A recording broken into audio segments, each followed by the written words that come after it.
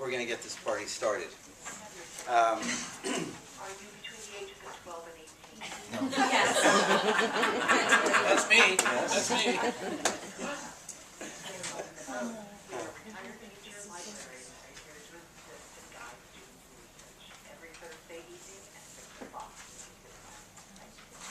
Thank you. And you know what I'm going to do? I'm going to turn the volume off. Oh, no. Let's turn that right off. It's on zero. It's on zero. Yeah, still playing though. Still fine. Okay, welcome everyone. Thank you for coming out in this lovely 75-degree weather. I know you were all around your pools having cocktails and tore yourself away. This is the almost famous, nearly famous Rebuilding After Sandy seminar. We've been doing this for close to about a year now. We have our professional team here. Everyone here is volunteering their time to try and help people get through the whole process of rebuilding their house, whether you're working through REM or whether you're working privately. It's kind of an open forum. I'll give a general overview of REM. Unfortunately, most of you are probably miserably acquainted with REM, and so you know a lot of things about it. I have many of your files. I've spoken to you before. If you have particular questions, just put your hand up. We have Rod Scott and Andrew Baumgartner from Baumgartner House Lifting. Baumgartner is one of our preferred trade partners. We use them for 90% of all our lifts whenever they're available, and they're also a approved REM Pathway C contractor. Scott Lepley from Adamson, Riva, and Lepley Architect. Scott's been my architect for close to 20 years, and does a lot of our work. Works with a lot of our clients and whatnot. We have Evan Hill from Dewberry Engineering, who joined us tonight for the first time. Thank you, Evan. Evan does foundation design and geotechnical reports, soil borings, and whatnot. And we have Kathy DeToli hiding out there in the back, who's an attorney here in Toms River. Who does a lot if you need to appeal an award or write a firm letter to an insurance company or file a claim or something. She can help you with that. Okay. Everyone here, is anyone not going through the REM program? Let's start with that. Is anyone lifting their house privately without the REM program? Okay, good. I'm assuming that everybody here is in an A zone or an AE zone. No one's in a B zone. So we're going to focus on those houses. With REM, just a general overview. You can choose to go pathway B or pathway C. There is a pathway A. It's if you do everything yourself and then you go and you try and get reimbursed for the work you did. It exists. All the clients that I've ever spoken to, I've never actually heard somebody who's gotten their money back, finished through pathway A and gotten their money back. So we're not going to talk about that because I have no confidence that that'll actually happen. But pathway B and C, that's what we're all dealing with. Quickly, the difference between pathway B and pathway C. The largest difference is that under pathway B, you can choose your own contractor. You do not have a contractor assigned to you from the REM program. If you have a builder and they're licensed and insured in New Jersey, you can choose to work with them. You work directly with your builder. You put your design documents together yourself, or your builder does, your general contractor, and then you go ahead and build your job. That's a very good aspect of pathway B. That's why many people choose to go pathway B or to switch from C to B. However, in a negative light, in pathway B, all of your costs for design, they are coming out of your grant award. Okay, that's an important point. Your costs for design include soil borings and geotechnical reports. Now, a geotechnical report is an evaluation by an engineer of what the soil boring means. A soil boring is a 25 or 30-foot hole in the ground. And every 6 inches, 6 to 12 inches, the soil is evaluated for a number of different aspects. But generally, the reason that it's done, specifically the reason that it's done, is to determine how much weight you can put and what type of foundation needs to be designed for your house. That's the first part of any design stage. After that, you're designing a foundation plan or a piling plan. You're doing architectural stairs and layouts and whatnot. And you're doing all your survey work from your initial survey, plot plan, foundation layout, final survey, and flood elevation certificate. In Pathway C, that is paid for you in addition to your grant award. I don't know why this is.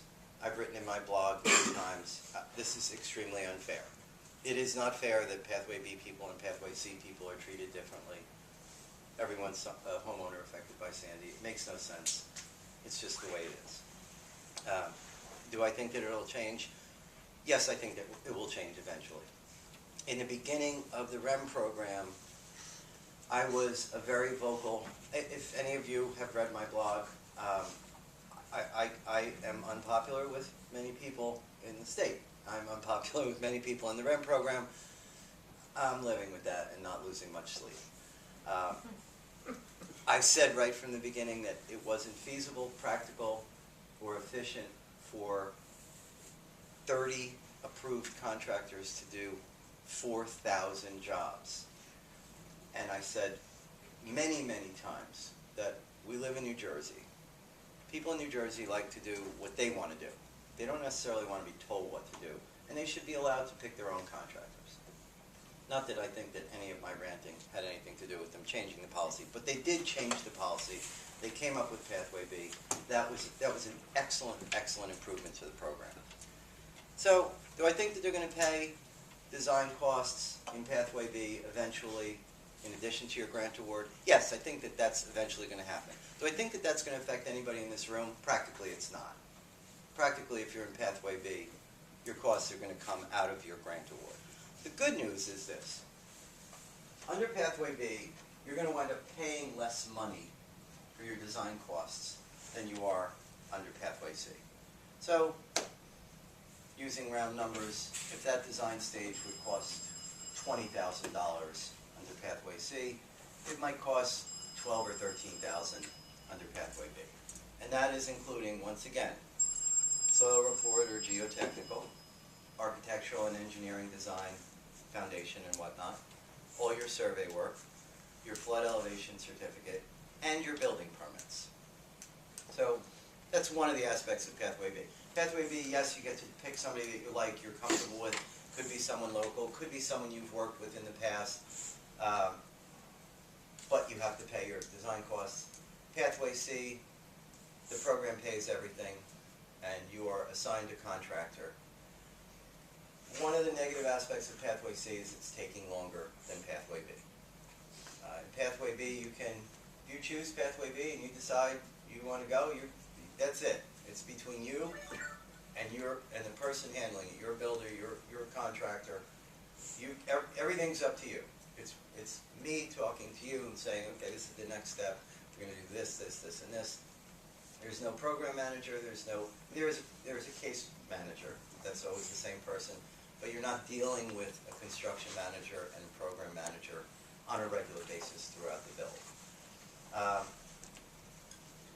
It's going to take less time to build your house, to build your job under Pathway B. I'm thinking a month to 2 months less overall. Just a point of note for construction timing. Anything under REM, we have 90 days. Pathway B, there's no time frame, but any Pathway C job, whether it's a reconstruction or a rehabilitation, has to be done from 90 days from receipt of permit and the notice to proceed. In my experience over the last year, we've never approached 90 days for a rehabilitation for a house raise. They're coming in anywhere between 6 and 10 weeks. So we're not really getting up to the 90-day time frame. The thing that you should keep in mind, and this is something that's hard a little hard to wrap your brain around. In your packages, I put my last blog in there that I wrote. Here's the sad truth. It's a 7-month job. It's a 6 to 7 month job. Over half the time you're going to spend in the design stage. That's the sad truth. That's the reality of it. By the time you're done, if you walk out of here tonight and say, you know what, you guys are great, I want your professional team, I want to work with the whole team here, go ahead and go. By the time the soil boring's done, foundation design is done, the architectural work is done, plans are prepared, you call for your disconnects, you get your disconnect letters from electric and gas, and we cap your water and sewer. It's 3 months. It's 2 to 3 months. It doesn't matter who does it. It doesn't matter how much you try. You're subject to waiting for utility companies. There's a certain amount of time necessary to do foundation design and architectural design. It is what it is. You cannot put in a plan for a permit in New Jersey for an elevation without having disconnection letters in your hands. So you call on Saturday, March 1st, and you say, electric company, disconnect me, gas company, disconnect me.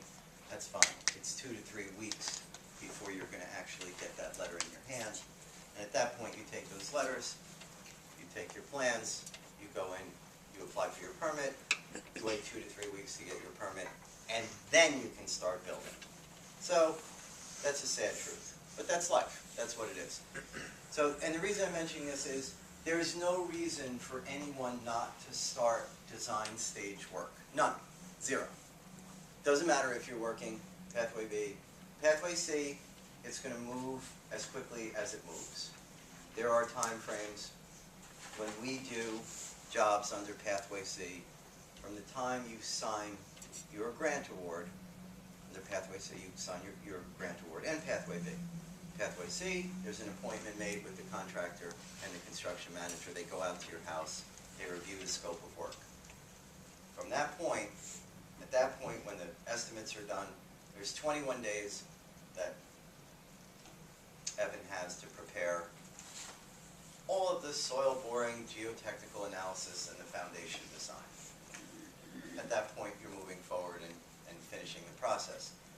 If you're not in Pathway C, or if you're working privately, there's no reason not to leave here tonight. And if you don't have a soil boring, you should get one. It's not going to cost you any more if you decide you want to work with a builder to have your builder do it. It doesn't. Builders generally do not mark up professional fees. Builders facilitate the process and work with a professional team like this in order to move the job along so they can build things. But you don't want to work with a builder and you want to move forward on your own and get all your design documents together before you find a builder, that's fine too. You need to find somebody who's going to do a soil boring and a geotechnical analysis. You can use Evan. They have Dewberry's very large engineering firm. There are other people that do that, just like there are a number of builders and other people.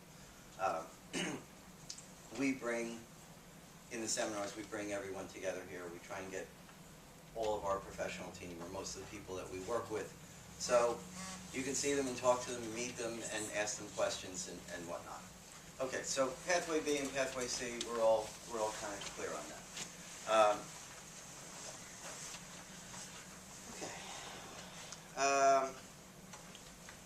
Moving, lifting, renovating. Another note on Pathway B and C. You can switch from C to B. You can't switch back from B to C. I don't know why this is. I don't know why a lot of things are in REM, but that's the way it is. If you pick Pathway C, and you get disgruntled or tired or aggravated or disgusted with the whole process, you can go back and you can choose Pathway B. It happens. We get a couple calls a week and people say, I've had it, I can't wait anymore, I'm done. If you are in Pathway C, you should be a nudge. You should be a really pleasant nudge. You should call. You should call, you should write, you should fax, you should send little notes in bottles. You should keep records of every single thing that every communication. If you pick up the phone and you talk to them for 5 minutes, you make a note with the date and the time, and you document it. I say to people, write everything down and fax it to them. If you have a 5-minute conversation, get on your computer and say, thanks for taking the time to answer my call today. As we discussed, you said that within 2 weeks, we'll have this, this, and this, and I look forward to getting that survey, that evaluation, that study, that Tier 1 environmental, that asbestos, whatever it is that they're telling you you're waiting for. Great, thanks a lot. And in 2 weeks, you call them. Say, hey Mary, how you doing? How's things? Remember 2 weeks ago I sent you a letter? And I'm wondering, how's things going? Now, does it help? It helps that you make them aware that you're organized and that you're on top of the process. If you go Pathway C and you don't pick up the phone and you're not following a timeline and encouraging them along, they're going to get to you. But they're not going to get to you in the same way that they're going to get to you if they are aware that you're really on the process. Just enough said about that point. Diligence, organization, keeping copies of everything, it's very important. Okay. All right, we have a couple of really interesting things today. One of them is a very nice presentation from Baumgartner that actually shows a time-lapse study of a house being raised, which is really interesting. Just another note about raising your house. If any, most people have never raised their house. The industry is relatively new in New Jersey. House raising is very slow in real life. It's a foot or so an hour. If you were sitting in the house and the windows were blacked out and the house was raised, you wouldn't know it. The house could go up 5 feet and you could sit in the house and you would not know it from being in the house. That being said, and then I'll let Rod do the presentation, there are some things that you would like to focus on, or you should focus on when you're choosing a house lifter. And Rod will go into that a little bit more. It is one of the hairier aspects of construction. Houses aren't meant to be moved.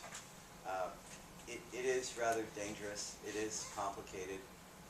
You should use a lifting company that's been in business for quite a while. You should use a company that uses a unified jacking machine, which these folks do, and has the experience and has the insurance to do this work. With that being said, I will turn this over to Rod, and he will give you a presentation. I will do the lights. Good evening, and thank you for coming. I'm Rod Scott. I live in Mandeville, Louisiana, which is North Shore Lake Pontchartrain across from New Orleans. This is the end of month 15 of Sandy recovery for me, and I get to go home this weekend for my birthday. Happy Birthday. I'm 29. So anyhow, I'm up here working hard on the recovery. I've spent 20-some years as a contractor working on fire and flood damaged structures. I'm intimately knowledgeable about the processes you're going through. I have encountered hundreds of families going through this in just my professional career. In 2008, I changed careers and moved into or elevated into this industry because I have a real passion for making sure it doesn't happen again. And that's what the process that we help you with is getting you above the floodwaters, out of the way. I come from a community that is now 80% elevated in the V and AE zones. We took our 5th hurricane in 9 years. Check those numbers out.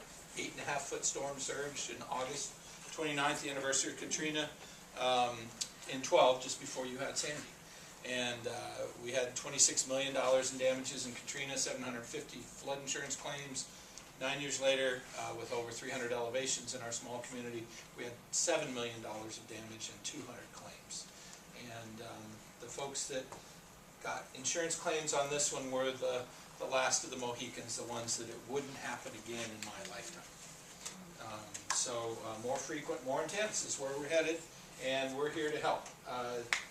Basically, we want to thank Dream Homes for having us. We're Baumgartner House Lifting, and basically Egg Harbor Township based. New operations going in on the Parkway up about Wall pretty quick here, and we're here to provide professional elevation services to those in need of this. This is the big phrase nowadays, hazard mitigation. In this case, it's flood hazard mitigation. There's fire hazard mitigation, tornado hazard mitigation. but we're taking action to reduce or eliminate long-term risk from flood hazard and its effects. Let's talk about the materials we use. We'll kind of go through this fairly rapidly. There's not a lot of materials that we use. These are wood cribs, or as I call them affectionately, the kids call them Jenga blocks.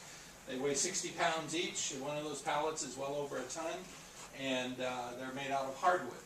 And so those are the shoring elements. Those are the wooden blocks that you see underneath these elevated homes.